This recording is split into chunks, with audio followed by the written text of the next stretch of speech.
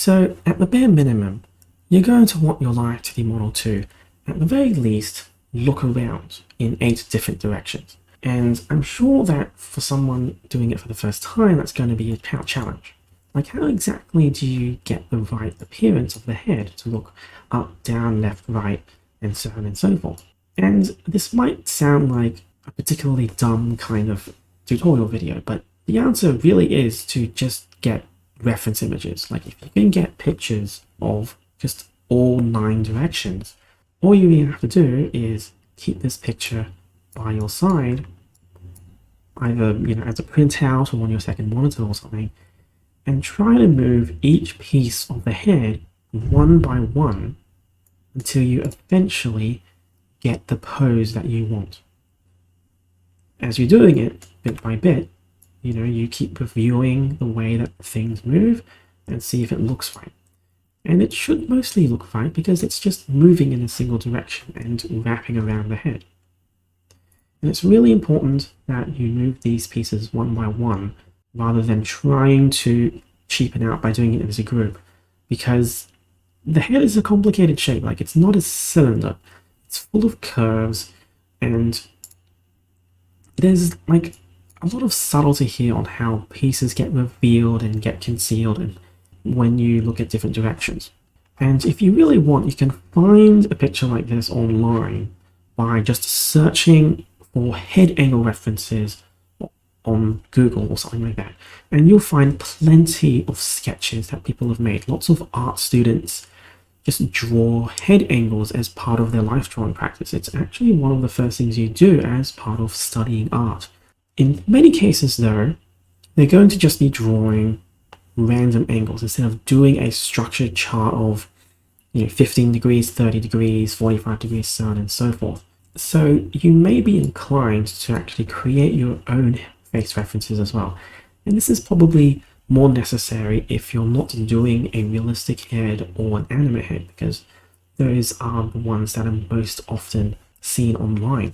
But even then, you don't know what angle that these heads are going to be at. So seeing like an example that you can interact with yourself can actually help. That said, I'm actually going to link a specific image in the description that someone made, which I think is quite good. They do everything in 15-degree increments, so you can look at that if you want. If you really want to manipulate some kind of doll and take pictures yourself, well, you can just use Visualising Studio, which is actually what I did to create these images here. I just posed the head in the right angle, and then I kind of turned them into outlines with some image filters. And the way to do that is, after just creating a really quick model with some presets and colors, just go into the photo mode and use the poser. Now, to make things a bit cleaner, you would just turn off the blink and the eye gaze direction, but after that you just go to the poser, turn on manual posing, and you just look at the head. You just zoom in the head and start manipulating the direction nodes to figure out what angle of the head you want. You try to keep the head straight, looking left and right, and so on and so forth. Now, reroid here is a bit useful because there's actually a line coming out of the head here, and that means you can actually get a very specific angle of the head gaze. So here I'm doing about 30 degrees, and I'm looking back down, correcting the head tilt. And at this point, you just press the screenshot button, and you can just refer to this at any time. And with this, you can really observe just what exactly is moving. Like, what head parts are moving, how does the ears move, how does the mouth move, and just how do all of these parts move in relation to each other. So you can see here that, more of the ear is revealed, and the nose and mouth are kind of roughly aligned, and the right eye squishes quite a bit, and the left eye stretches out. And if you can kind of keep observing this while looking left and right, and use this as a reference to get the right pose, you can eventually get all 8 of your directions. And there's no magic easy way to go about this. It's just a very, repetitive step-by-step process of looking at your reference image, moving the parts, and so on and so forth. And at this point, maybe you're wondering, well, why am I focusing on, talking about getting your head angles when I'm just going to tell you to get reference images? Well, if you look at Live2D and the angle X and Y values, you can see that for some reason, by default, these values are configured to go to 30 and negative 30. And everything else actually just goes from -1 to 1 or 0 to 1. And the reason for that is because it's kind of expecting you to only do about 30 degrees of head tilt. And this is a principle that I think Live2D landed upon quite a while back, where about 30 degrees of head turn is about the limit of what you can do on a static image without creating excessive distortion.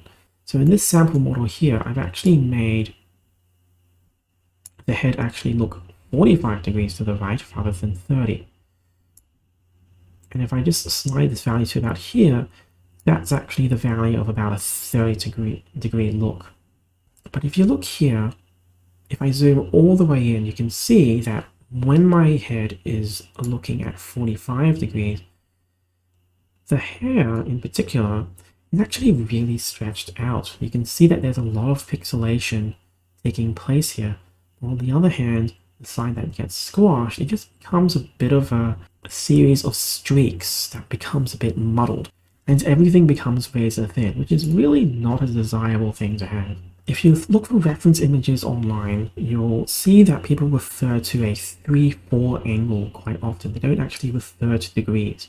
And the 3-4 angle is actually roughly about 45 degrees, which is why you may want to consider creating your own reference images and getting something more specific.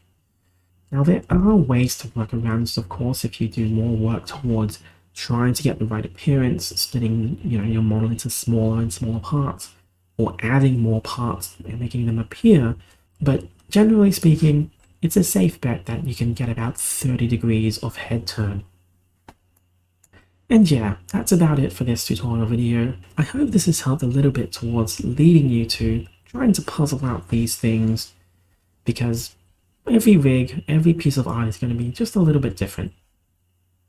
And be sure to leave comments if you have any further questions or anything you'd like me to elaborate on.